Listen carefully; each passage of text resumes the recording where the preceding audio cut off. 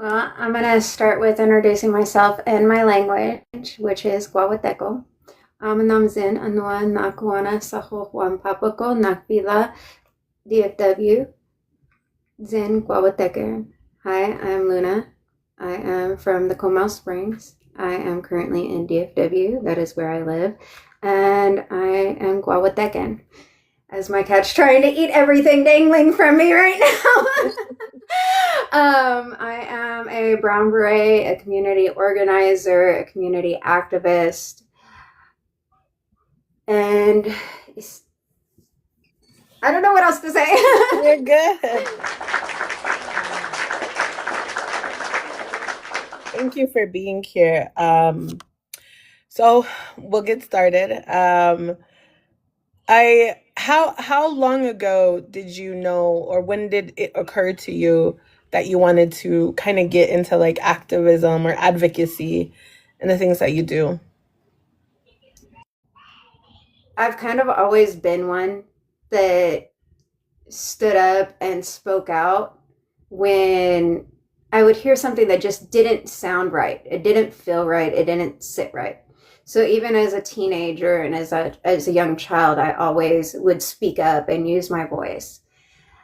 And with the way the world is, and now my kids are growing up in it, it's no longer about me. It's about them. And I have to make sure that it is a safe world for them to grow up in. Absolutely. I think like with motherhood, right? Like I think being a mother, our first job outside of like obviously taking care of our babies is being their advocates. Especially if you're from a marginalized communities. Our babies are already like targeted. Our babies are not able to be babies out in just society as Black, Brown, or Indigenous kids. So I definitely feel you on that. Um, so my next question is, what are some common misconceptions about your movement or the movement, and what would you like people to understand outside of those common misconceptions? A lot of the misconceptions is that we're unilateral, that we only Mm-hmm. care about one identity, one ethnicity, one marginalized community. And that is a giant misconception because what happens to one community happens to every community. Mm-hmm. What affects my neighbor will in turn affect me. If their ground rots, my ground will be next. Mm. And so it is a way that we have to look at the world and see that everything that affects each other will affect you one day. Yes. Whether or not you participate, whether or not you agree, whether or not you vote or not, one day it will affect you. Mm. That's so true.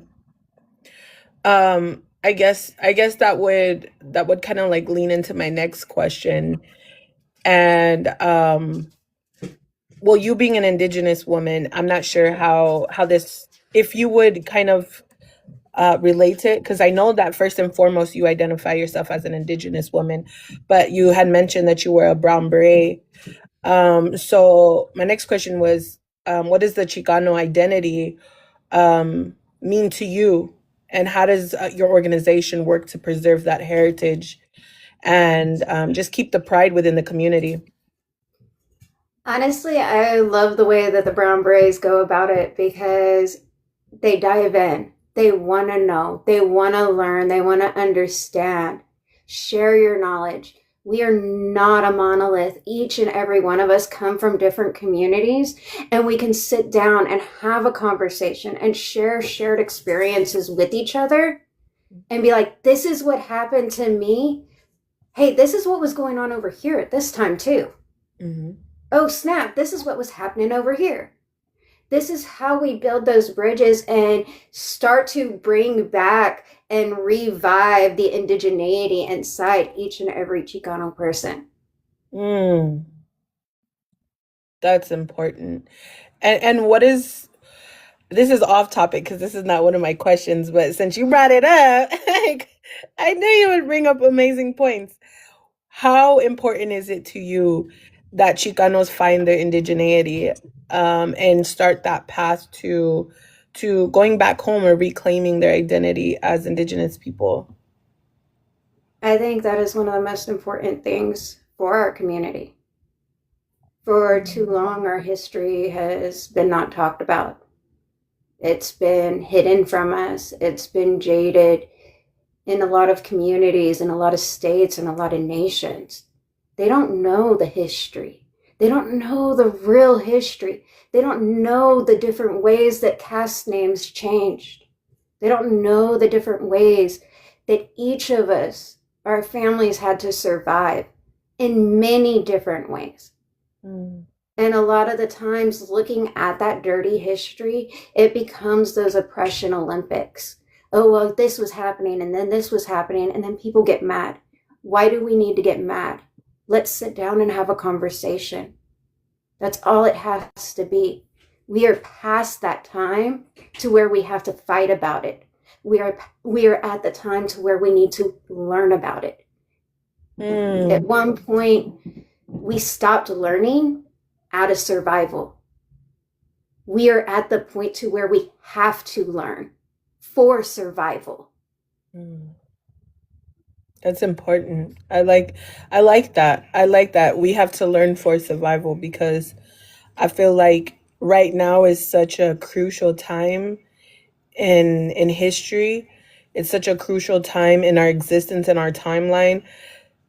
If we don't change the trajectory of our people, I feel like we are bound to repeat the same mistakes as our ancestors. And not even like the same mistakes because our ancestors fought tirelessly.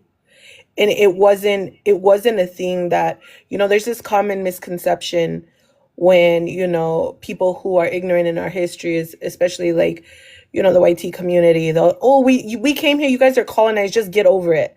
It wasn't just that I got here, we took your stuff and now we're here. No, it was years,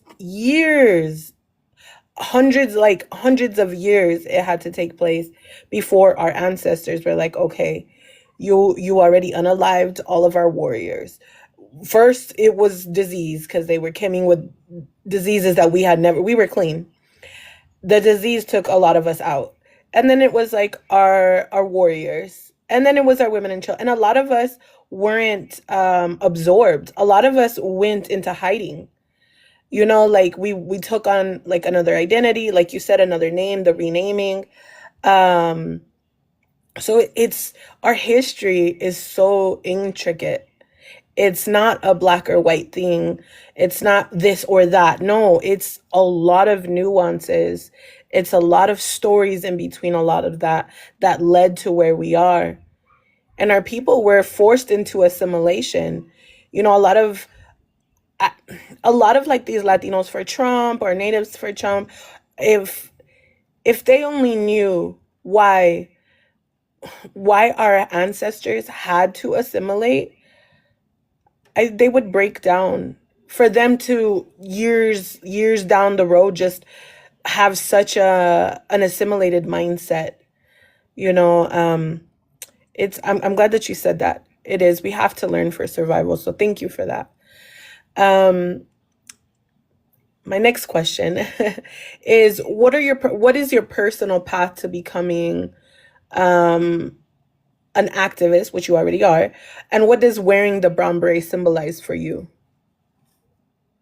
My personal path to becoming a brown beret came straight from you. So, here in my area, I was doing a lot of activism work, hosting festivals and things like that by myself.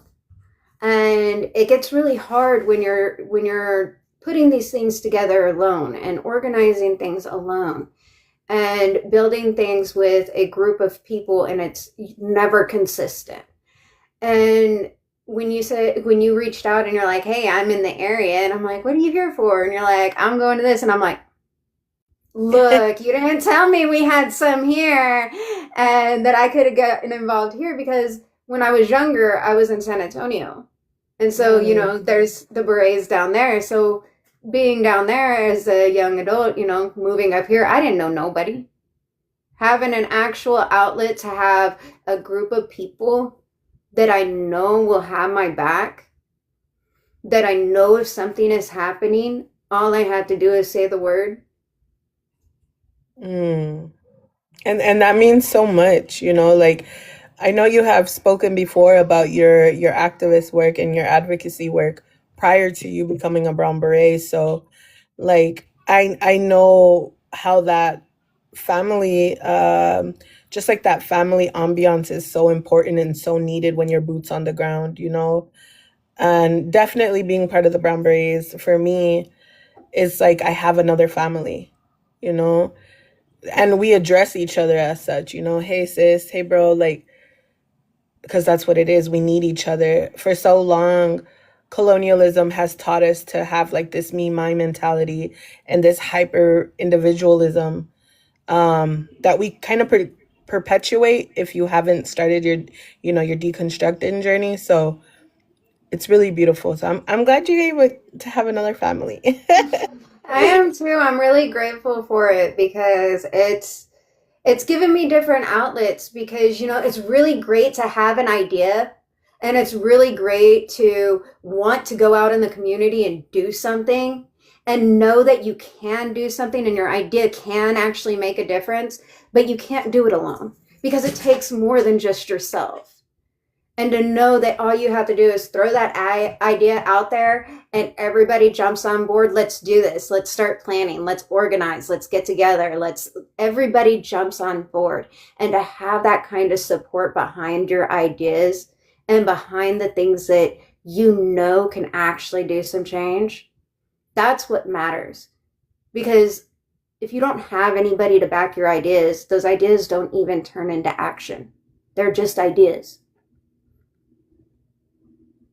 Absolutely. There has been times in my life where like my actual family, like my blood family, was either too busy or like just thank you, Nick, appreciate you. Um just life was lifing, that my beret family really did become like my second family for a lot of things. I They were had there like for me when my mom passed, and yes, if it same for wasn't me. for the berets, I wouldn't have been there for her when she passed. Yeah. And Yeah. without the berets and without the TIPM community both coming together, y'all made it possible for me to spend those last moments with my mom. And I needed that because we did not have one of the best relationships. And in those moments, those last moments, you need that closure. Yeah, absolutely. I had experienced a loss a couple of years ago. You know what I'm talking about, and they rallied against like rallied for me. I mean, like they raised money for funeral and traveling expenses. The danzantes that we're very close to, that we work with, they got together and got other danzantes together, and they held ceremony for my loved one, like did a whole altar. It was just beautiful. And the way that they all came together, I was Y'all just came like, to my wedding. yes, yes. It is a family. We go through life changes together. Even the struggles, even the hard things, we go through it together as a Absolutely. tribe, as a community, as a family. Absolutely. So my next question: how does your organization address local issues like education reform or police brutality or immigration enforcement in your specific area? In my area, we have I can't speak. We have melting water watch right now, okay? Because I can't talk. And so we have that. We've got monthly events that we host the third Saturday of every single month, to where we give free food, free clothes to the community. We host a breakfast this coming month. We have a Father's Day breakfast that we're hosting, and we're giving away food and clothes at that as well.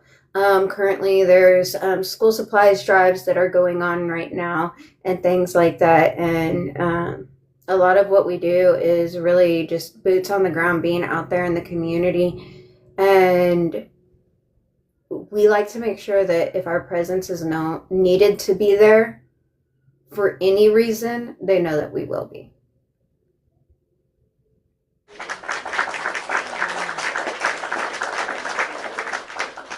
That's literally was my next question. So you got to like answer it. My next question was, how do you balance maintaining the iconic brown beret movements, like they did the Barrio Free clinics, or like they did grassroots newspapers like La Causa, and then like also mutual aid and food pantries. But it sounds like you guys are actually doing that already. So that is awesome. Super proud of that. Um, it's the fact that we have to do that in this day and age in 2026. If we don't come together for our community, nobody will.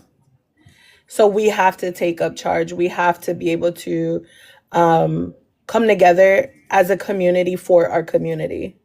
Again, it's like combating that hyper individualism. So yeah, I'm super proud of you guys. I'm super proud of the work that you guys are doing in DFW. If just a quick little plug in, a quick little shameless plug. If you guys don't follow DFW Brown Berets, what is it on Instagram, sis? It's North Texas Brown Berets. Yes, I think it's like NTX, right? Mm-hmm. NTX Brown Berets. You guys are missing it. Huge following. Dallas is doing the damn thing as far as the berets. Like, my hats off to you. We talk about what Dallas is doing on a national level. I have the beautiful honor to be on a national coalition of brown berets. I serve as a part of the leadership board on the national level, and the brown berets out of Dallas are always being brought up. You guys are amazing. And what I absolutely love is that the representatives for Dallas on the national level, when the work is brought up, how amazing it is out there, they always, always pay homage to the entirety of the chapter. That's awesome. It's like it's an us thing. And I love that because just like any other organization, there's people who might have egos or might have, like conflated, da da da. No, it's always very humble. It's all of us. So I really appreciate you guys. You guys are doing amazing work. Once again, if you guys do not follow NTX Brown Berets on Instagram, you guys are missing out. They cover the Migra Watch in the mornings, and then you have anything that they might be doing out in the community. It's all documented. They go live. Um, Little Luna, your flyer for one of our relatives in the community was put up on the Instagram. Like, I was like, oh, Luna made that flyer. It was really cool. Like, it was nice. It was nice to see all of you guys. it's Um, just it's really amazing to have the support and things like that, because I think that that's really what does it. That's what makes it a capability to keep pushing.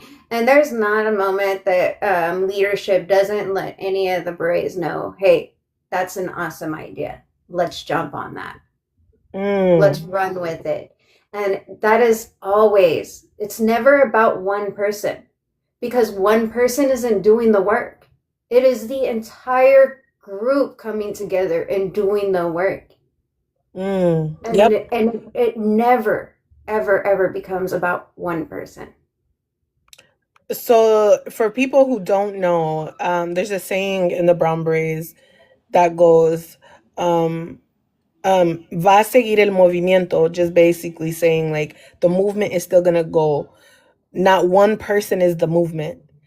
If I have a family emergency or if I gotta step away, that's not gonna stop the movement. Obviously, they're going to support. Obviously, they're going to be family. But we have to go because our people are never going to stop needing us until this reality, this society that we live in comes to a halt. But I really, really appreciate that about the chapter that I'm from, the chapter you're from, is that it's very cohesive and it's very family oriented. Because just a PSA, not all brown berets are created equally. Not all brown beret chapters are created equally. Just like any other organization, you can with the Black Panther Party. There's the new Black Panther Party. There's the old Black Panther Party. That like the OG. Like every revolutionary circle has different sectors, different chapters that are not all created equally. But I've had the honor and the privilege. Little Luna has the honor and the privilege. I want to say Texas. Texas, if you know anything Yeah, about the we're brown doing the berets, damn thing here in yes, if you Texas, know man, as anything, far as the yes, Braves go. All the way yes, from we San Antonio all the way up to the Panhandle because, man, we are facts. spreading out. Yes, period. Um, the brown berets in Texas are doing the damn thing. Any major city in Texas that you can think of, just know that we have a brown beret chapter.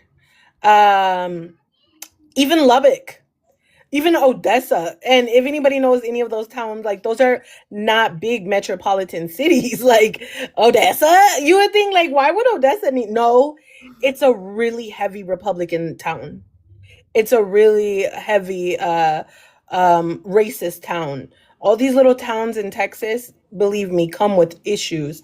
So it's the fact that brown berets across the board in Texas are doing the damn thing, and we get along great. I'm not saying that other states they don't get along. I'm just saying here, as far as Texas goes, we work very cohesively, and I freaking love it. We keep the momentum going, and we also keep the bottom line of why we're doing our work, what we're doing it for, and why we took our pledge at the forefront of our mind always. So I just want to say shout out to Texas because we're doing the damn thing. um, if there's one thing that you can tell little you, young you, looking back now, and she was in front of you, what would you tell her?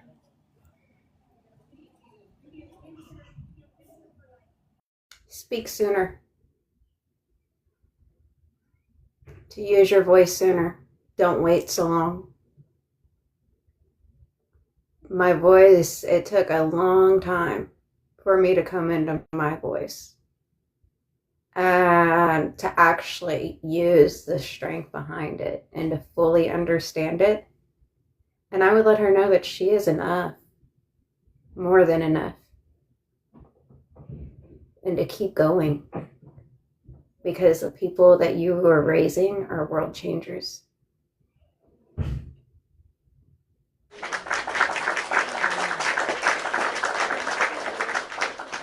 That's beautiful. I like that. I like that. Gonna get me all teary eyed. You Yeah. made me think about I had little to me, and take I'm a like, minute. my mom just passed away, and I'm like, ugh, and I'm like, ugh. You do amazing work, not only in the community in real life, but also too like on this online community that we've built. Like you are a pillar. So keep doing that. Your little you would be so proud of you. Little you is next to you, hugging you, with your little hand around your waist, just admiring the work that you're doing. So never forget that. What is one thing that as a mother you are are happy and grateful for that you get to do, that you the example you get to set for your kids? What is one thing that you can pass down to your children? If it's just one thing, what would it be?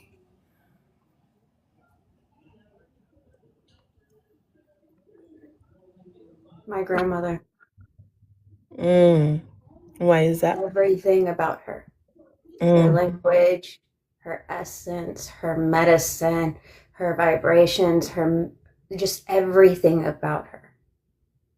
I wish my grandmother would have known him. My youngest is a different kind of child. Like my two older kids, they're adults now. They're doing their grown things, okay?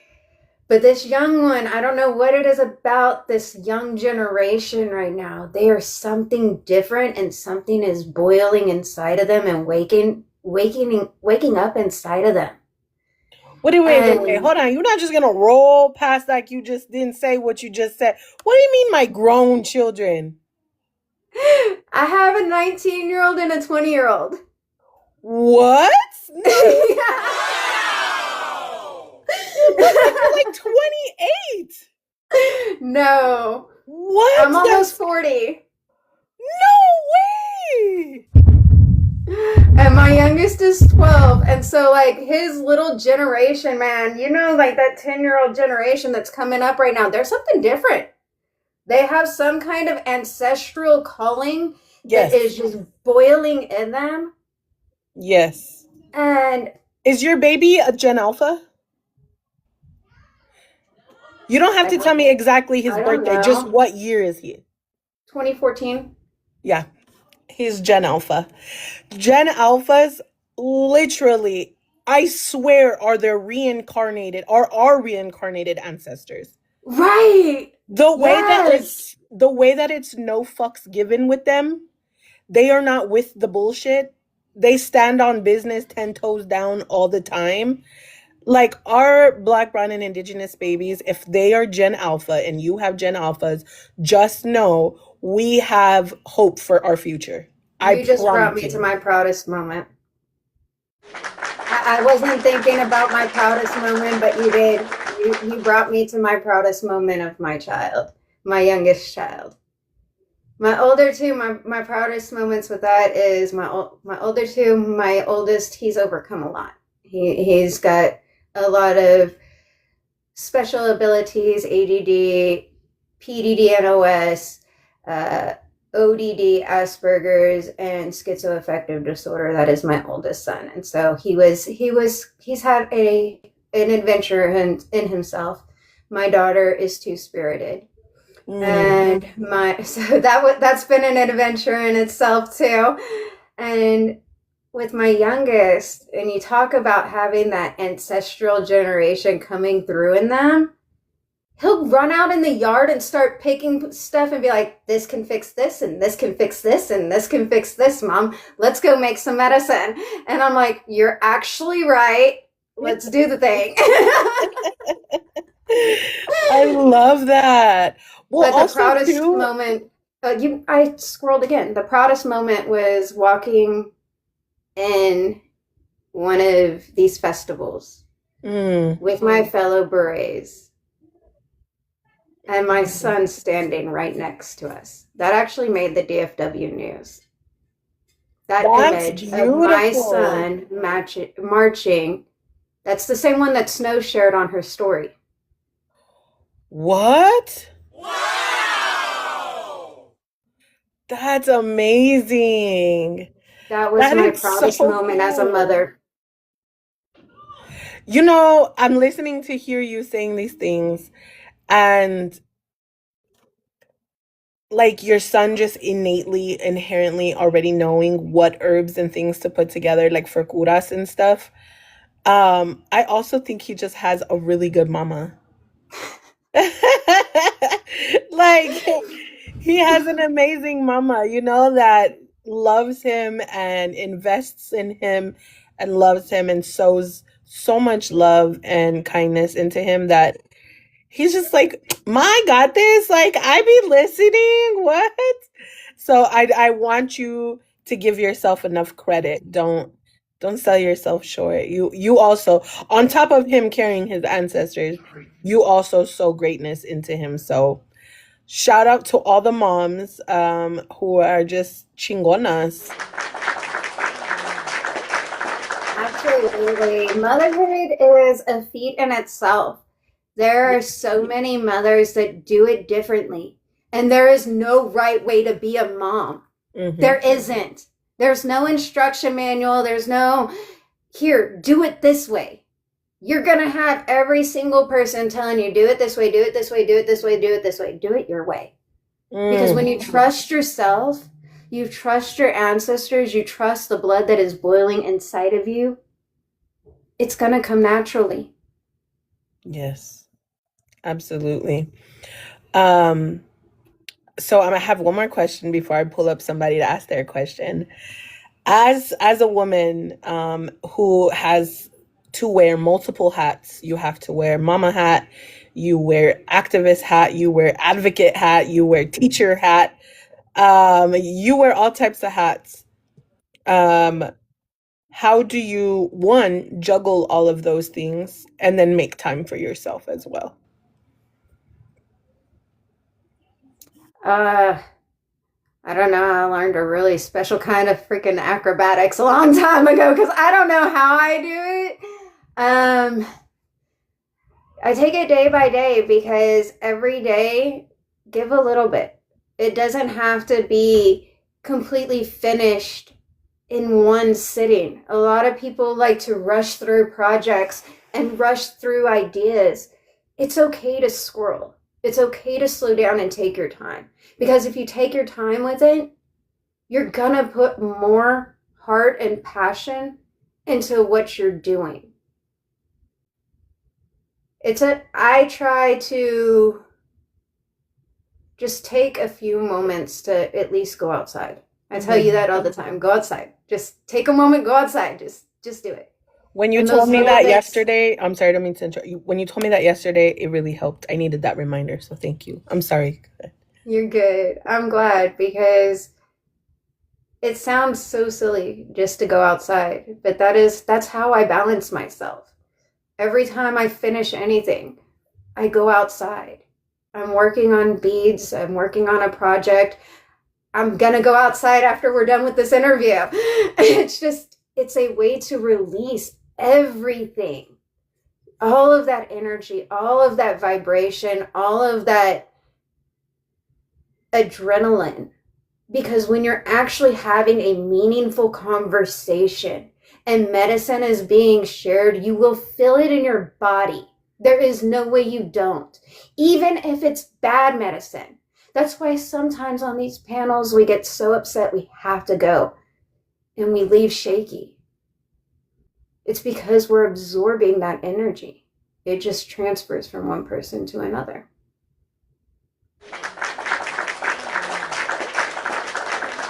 Thank you for that.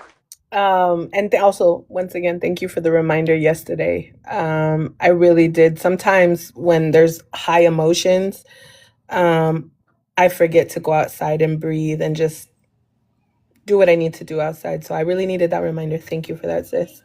I pulled up Bure.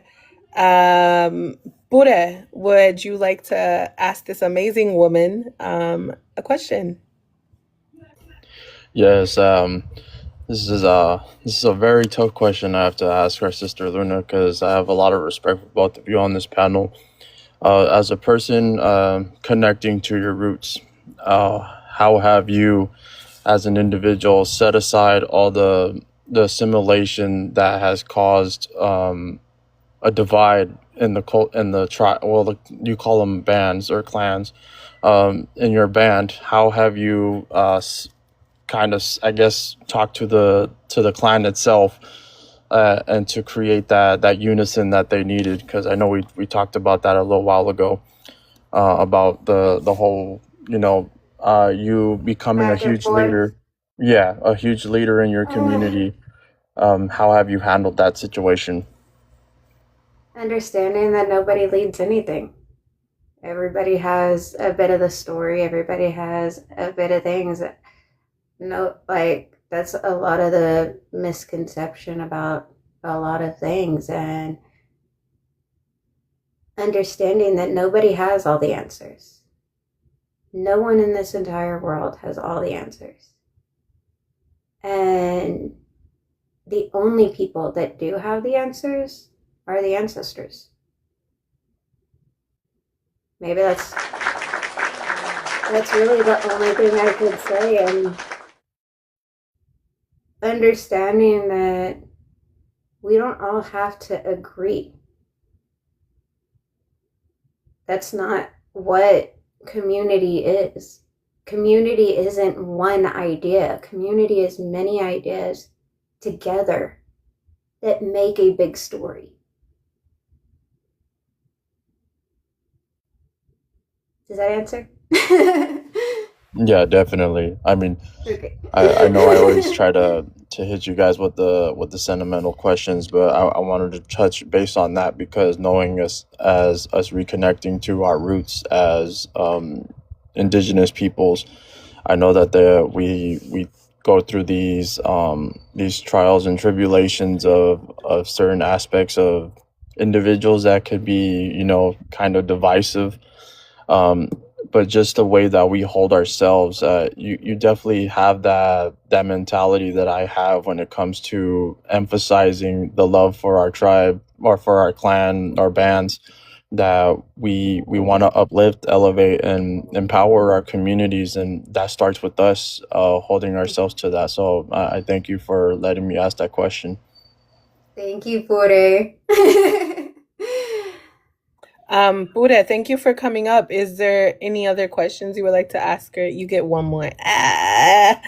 Pero no lo cagas. Not just saying. Um, no. This is so. Given the situation that our people are going through right now in modern society, how have you deconstructed the process of educating our people on history pertaining to 500 years of colonization?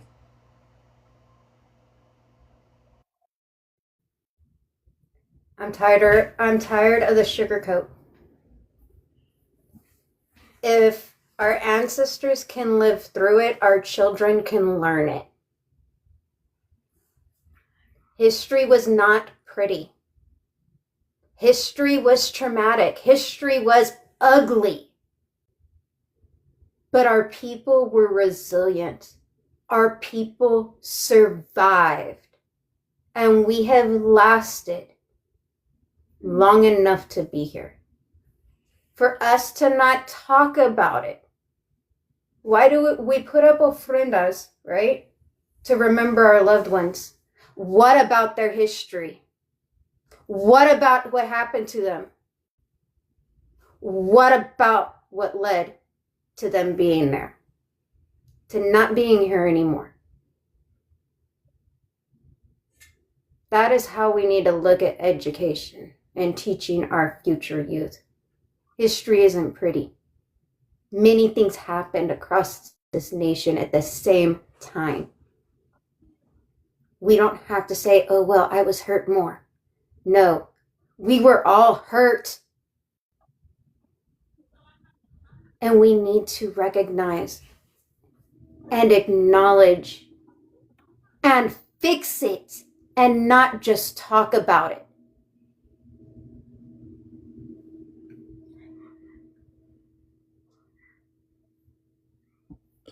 You definitely answered that. That's for sure.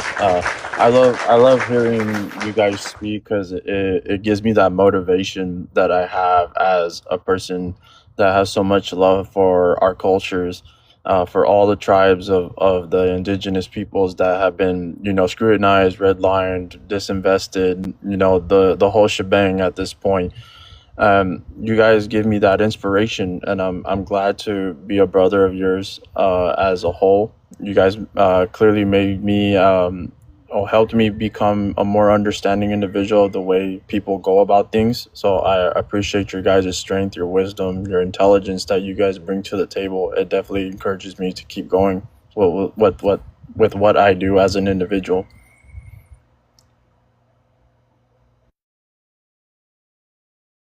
Absolutely, brother. I really appreciate you. You laughing at me, Wrong yelling. one. I'm so sorry. I put the wrong one. No, definitely didn't mean to laugh at it. Thank you, Pure.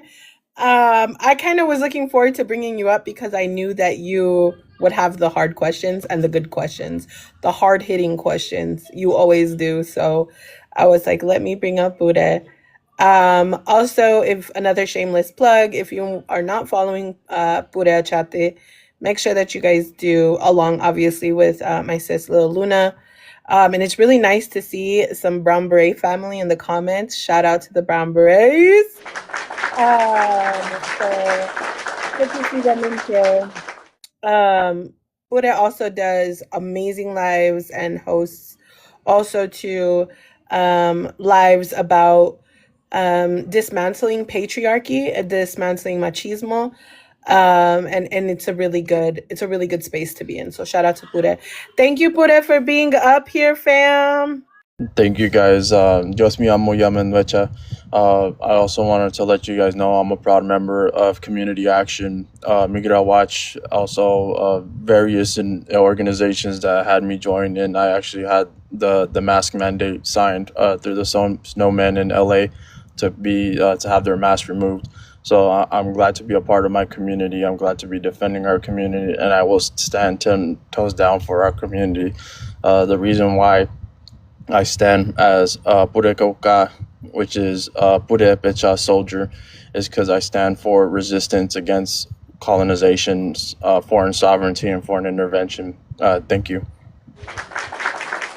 Thank you, Pure. Much love. Well, thank you. Thank you for coming up and asking the amazing questions that you always do. All right, sis, we have a few more minutes because I know you're a busy mama and you got things to do. But one more question. Okay, maybe two. I don't know, maybe. I also have a little long poem that I wanted to share with everybody that How about we I wrote. skip the questions because you've answered amazing questions. I'm going to mute myself and I want you to read the poem because if it's the one that you did on Pures. I actually didn't read it on Pures. I didn't read anything in regards to this. I saved it for you because we talk so much about it. And thank you. Okay. If my cat will stop, hang on. I'm super excited. And W's in the chat for moms because we're always doing something. Okay. Well, the floor is yours. I will mute up now. How many more? There is a particular kind of pain that lives inside a people who have watched the same story return generation after generation, wearing different names, different faces, different headlines, but carrying the same familiar weight. The pain of recognition, the pain of looking at a child and seeing the ghosts of 100 children before him. The pain of knowing that before the arguments, before the politics, before the television panels and courtroom opinions, there is a family hurting and a community that recognizes the wound. Because we know this wound. It was carried through conquest, through slavery, through broken treaties, strange fruiting mobs, Juan Crow, La Matanza, through segregated schools, redlined neighborhoods, overcrowded prisons, and every institution that taught us that some lives would always be viewed differently than others. The world we inherited was not built for our liberation. It was built to manage us, to discipline us, to divide us, to convince Black, brown, and indigenous people that our struggles were separate, that our pain belongs only to us, that what happened to one family had nothing to do with another. But we know better, because when one of our children hurts, the wound travels. It reaches every mother who has ever worried herself sick, waiting for her children to come home. Every father who has laid awake at night wondering how to prepare a son for a world that sees him as older, more dangerous, less innocent than he truly is. Every grandparent who thought they might leave this world before witnessing the same battles return again. And today, many of us look at Carmelo Anthony and we do not see a headline. We see a child, a son, a grandson, a young man whose life became a battlefield for conversations much older than himself. And beneath the noise, many of us are left asking the same question. How many more? How many more of our children must be told to endure what would break grown adults?